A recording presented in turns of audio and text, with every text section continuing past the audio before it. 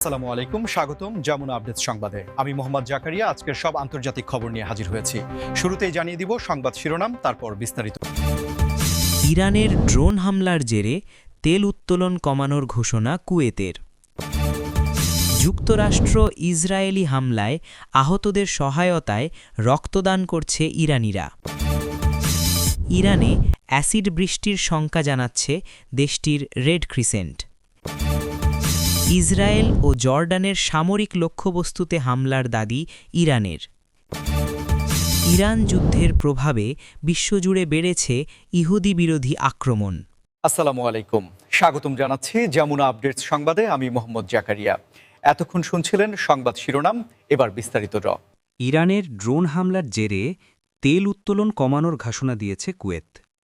আপনারা নিশ্চয়ই জানেন যে মধ্যপ্রাচ্যের ভূরাজনৈতিক অস্থিতিশীলতা সরাসরি বিশ্ব অর্থনীতিতে মারাত্মক প্রভাব ফেলে, আর এক্ষেত্রে সবচেয়ে বড় হাতিয়ার বা নিয়ামক হল জ্বালানি তেল।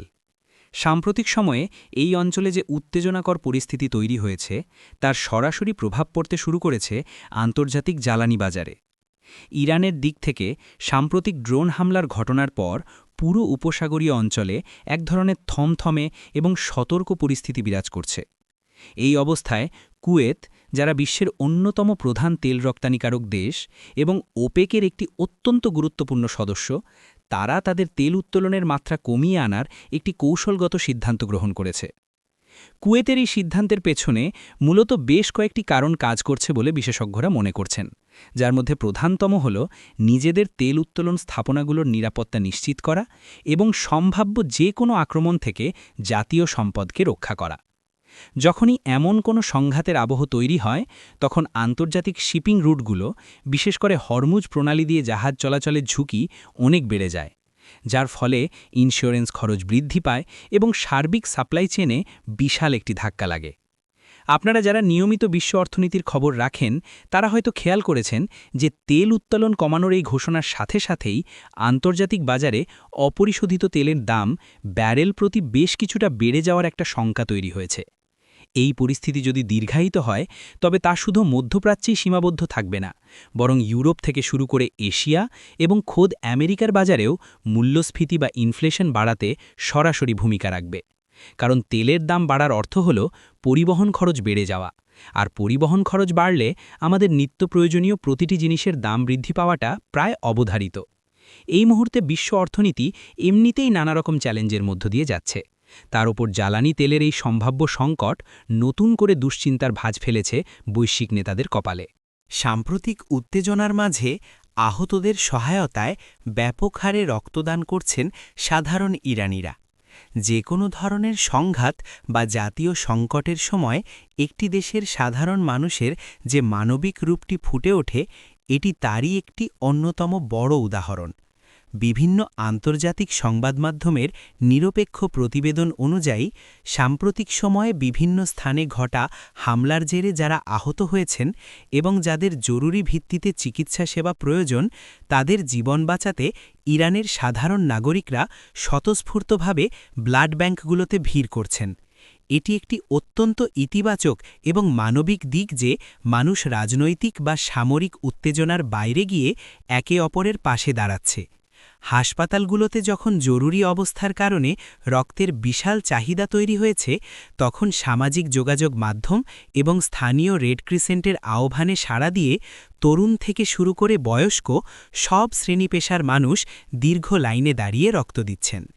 চিকিৎসা বিজ্ঞানের ভাষায় এ ধরনের সংকটের সময় সবচেয়ে বেশি প্রয়োজন হয় ও নেগেটিভ অর্থাৎ ও মাইনাস রক্তের, কারণ এটি যে কোনো গ্রুপের মানুষকে দেওয়া যায় এবং দেখা যাচ্ছে রক্তদাতারা অত্যন্ত সচেতনভাবে এই বিষয়টি মাথায় রেখে হাসপাতাল কর্তৃপক্ষের সাথে সহযোগিতা করছেন।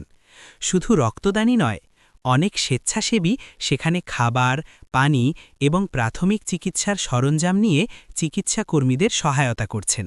এই দৃশ্যগুলো আমাদের মনে করিয়ে দেয় যে মানুষের প্রতি মানুষের যে মমত্ববোধ এবং দায়িত্ববোধ তা যে কোনো প্রতিকূল পরিস্থিতিতেও অম্লান থাকে। আন্তর্জাতিক মানবিক সংস্থাগুলো স্থানীয় জনসাধারণের এই উদ্যোগের ভূয়সী প্রশংসা করেছে, কারণ পর্যাপ্ত রক্তের যোগান না থাকলে অনেক আহত ব্যক্তির জীবন বাঁচানো চিকিৎসকদের পক্ষে প্রায় অসম্ভব হয়ে পড়ে। স্বাস্থ্য ব্যবস্থার ওপর যখন হঠাৎ করে বিশাল চাপ এসে পড়ে, তখন সাধারণ মানুষের এই ধরনের লজিস্টিক ও মানবিক সহায়তা পুরো সিস্টেমকে ভেঙে পড়ার হাত থেকে রক্ষা করে। ইরানে অ্যাসিড বৃষ্টির শঙ্কা জানাচ্ছে দেশটির রেড ক্রিসেন্ট। হয়তো আপনাদের মনে প্রশ্ন জাগতে পারে যে ভূ-রাজনৈতিক উত্তেজনার মাঝে হঠাৎ এই অ্যাসিড বৃষ্টির প্রসঙ্গ কেন আসছে। মূলত যখন কোথাও ব্যাপকভাবে ড্রোন, মিসাইল বা ভারী সামরিক সরঞ্জামের ব্যবহার হয় এবং বিভিন্ন স্থাপনায় বিস্ফোরণ বা অগ্নিকাণ্ডের ঘটনা ঘটে, তখন সেখান থেকে প্রচুর পরিমাণে ক্ষতিকর রাসায়নিক গ্যাস যেমন সালফার ডাইঅক্সাইড এবং নাইট্রোজেন অক্সাইড সরাসরি বায়ুমণ্ডলে মিশে যায়।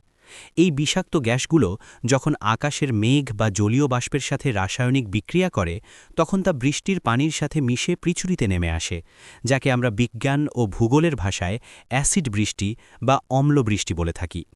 ইরানের রেড ক্রিসেন্ট সোসাইটি অত্যন্ত দায়িত্বশীলতার সাথে তাদের দেশের নাগরিকদের এই বিষয়ে সতর্ক করেছে, কারণ এই ধরনের বৃষ্টি মানুষের স্বাস্থ্য, কৃষি এবং সামগ্রিক ইকোসিস্টেমের জন্য ভয়াবহ ক্ষতিকর হতে পারে। অ্যাসিড বৃষ্টি যদি মানুষের ত্বকের সংস্পর্শে আসে, তবে তা মারাত্মক চর্মরোগ, অ্যালার্জি এবং শ্বাসকষ্টজনিত সমস্যার সৃষ্টি করতে পারে। বিশেষ করে শিশু এবং বয়স্কদের জন্য এটি অত্যন্ত ঝুঁকিপূর্ণ। শুধু মানুষের স্বাস্থ্যই নয়, এই বিষাক্ত বৃষ্টি কৃষি জমির উর্বরতা চিরতরে নষ্ট করে দিতে পারে, ফসল পুড়িয়ে ফেলতে পারে এবং নদী বা হ্রদের পানিতে মিশে জলজ প্রাণীদের জন্য এক বিরাট বিপর্যয়ের কারণ হতে পারে। রেড ক্রিসেন্ট সাধারণ মানুষকে পরামর্শ দিয়েছে যে তারা যেন এই সময়ে বিনা প্রয়োজনে ঘরের বাইরে বের না হন, বৃষ্টির পানি কোনোভাবেই পান করা বা গৃহস্থালির কাজে ব্যবহার না করেন এবং বাইরে বের হলে অবশ্যই মাস্ক ও ছাতা ব্যবহার করেন। পরিবেশবিদরা বহুদিন ধরেই সতর্ক করে আসছেন যে আধুনিক যুগের যে কোনো সংঘাত শুধু মানুষেরই প্রাণহানি ঘটায় না, বরং তা আমাদের এই সুন্দর পৃথিবীর পরিবেশের ওপর এমন সব দীর্ঘমেয়াদী ক্ষত সৃষ্টি করে যা সারিয়ে তোলা প্রায় অসম্ভব হয়ে দাঁড়ায়। যুদ্ধের কারণে সৃষ্ট এই দূষণ কোনো নির্দিষ্ট ভৌগোলিক সীমানায় আটকে থাকে না। ইসরায়েল ও জর্ডানের সামরিক লক্ষ্যবস্তুতে হামলার দাবি করেছে ইরান। এই খবরটি মধ্যপ্রাচ্যের বর্তমান স্নায়ুযুদ্ধের পারদকে এক ধাক্কায় অনেকটা ওপরে তুলে দিয়েছে। ইরানের সরকারি সূত্র এবং বিভিন্ন আন্তর্জাতিক বার্তা সংস্থার মাধ্যমে জানা গেছে যে ইরান তাদের কৌশলগত সামরিক অবস্থান থেকে এই দাবি উত্থাপন করেছে, যা মূলত ওই অঞ্চলের দেশগুলোর মধ্যে বিদ্যমান দীর্ঘদিনের অবিশ্বাসেরই একটি নতুন রূপ। ইরান দাবি করছে যে তারা নির্দিষ্ট কিছু সামরিক স্থাপনা বা রাডার সিস্টেম লক্ষ্য করে এই অভিযান চালিয়েছে। অন্যদিকে জর্ডান এবং ইসরায়েলের আকাশ প্রতিরক্ষা ব্যবস্থা, বিশেষ করে আয়রন ডোম বা অন্যান্য আধুনিক অ্যান্টি-মিসাইল সিস্টেমগুলো এই ধরনের যে কোনো উড্ডয়নশীল বস্তুকে আকাশেই প্রতিহত করার জন্য সর্বোচ্চ সতর্ক অবস্থায় রয়েছে বলে জানা গেছে। জর্ডানের মতো একটি দেশ, যারা সাধারণত এই ধরনের সংঘাতে সরাসরি যুক্ত হতে চায় না, তাদের আকাশসীমা ব্যবহৃত হওয়ার বিষয়টি আন্তর্জাতিক মহলে বেশ উদ্বেগের জন্ম দিয়েছে। এর ফলে জর্ডান তাদের আকাশসীমা সাময়িকভাবে বন্ধ রাখতে বাধ্য হয়েছে, যার প্রভাব পড়েছে আন্তর্জাতিক বেসামরিক বিমান চলাচলের ওপর। বহু এয়ারলাইন্স তাদের রুট পরিবর্তন করতে বাধ্য হয়েছে, ফ্লাইট বাতিল হয়েছে এবং হাজার হাজার যাত্রী ভোগান্তির শিকার হয়েছেন। এই ধরনের সামরিক দাবিপাল্টা দাবি মূলত দেশগুলোর মধ্যে এক ধরনের সাইকোলজিক্যাল ওয়ারফেয়ার বা মনস্তাত্ত্বিক লড়াইয়ের অংশ হিসেবেও কাজ করে। জাতিসংঘ সহ বিশ্বের প্রভাবশালী দেশগুলোর নেতারা এই পরিস্থিতিতে অত্যন্ত উদ্বেগ প্রকাশ করেছেন এবং সব পক্ষকে সর্বোচ্চ সংযম প্রদর্শনের আহ্বান জানিয়েছেন, কারণ এই ছোট ছোট স্ফুলিঙ্গ যে কোনো সময় একটি বৃহৎ আঞ্চলিক অস্থিতিশীলতার রূপ নিতে পারে, যা কারো জন্যই মঙ্গলজনক হবে না। ইহুদি বিরোধী আক্রমণ বা অ্যান্টিসেমিটিজমের মাত্রা বৃদ্ধি পেয়েছে। এই বিষয়টি প্রমাণ করে যে বর্তমান গ্লোবালাইজেশনের যুগে এক দেশের সংঘাত বা ভূরাজনৈতিক সমস্যা শুধু সেই দেশের সীমানাতেই সীমাবদ্ধ থাকে না, বরং তার সামাজিক ও মনস্তাত্ত্বিক প্রভাব পুরো বিশ্বজুড়ে ছড়িয়ে পড়ে। ইউরোপ এবং আমেরিকার বিভিন্ন বড় বড় শহরে সম্প্রতি দেখা যাচ্ছে যে মধ্যপ্রাচ্যের খবরের জেরে এক শ্রেণীর মানুষ অত্যন্ত আবেগতাড়িত হয়ে পড়ছেন এবং এর ফলে ইহুদি সম্প্রদায়ের সাধারণ মানুষ তাদের উপাসনালয় বা সিনাগগ, এমনকি শিক্ষা প্রতিষ্ঠানগুলোর ওপর ঘৃণামূলক বক্তব্য বা হেইট ক্রাইমের ঘটনা উল্লেখযোগ্য হারে বেড়ে গেছে।